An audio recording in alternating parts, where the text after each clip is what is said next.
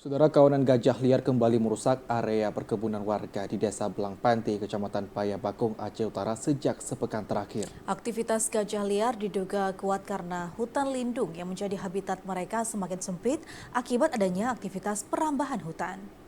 Detik-detik kawanan gajah liar yang berhasil direkam oleh warga saat memasuki perkebunan di Desa Belangpanti, Kecamatan Payabakung, Aceh Utara. Belasan gajah liar tersebut mengobrak-abrik berbagai macam tanaman warga di lokasi perkebunan. Di antaranya tanaman pisang, pinang, kelapa, dan durian. Bahkan sebagian bibit tanaman hancur akibat hewan dilindungi tersebut. Menurut warga, kejadian ini sudah terjadi sejak sepekan terakhir. Beruntung tidak ada korban jiwa, namun dampak aktivitas gajah liar mengakibatkan para petani di kawasan pedalaman Kecamatan Payabakung mengalami kerugian. Selain itu, warga juga merasa was-was untuk berkebun karena biasanya kawanan gajah liar ini kerap memasuki perkebunan warga pada sore hari.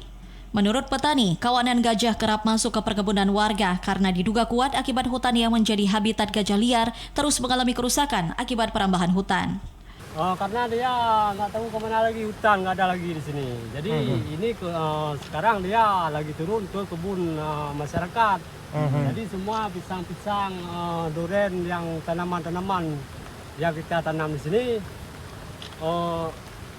udah habis semua lah. Bisa kita bilang kayak itu. Karena tanaman yang kita tanam kita beli bibit semua. Terus ganti lagi ya? Ya.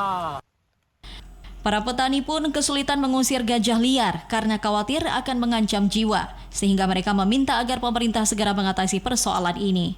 Dari Aceh Utara, Fajar Sidik, TVRI Aceh melaporkan.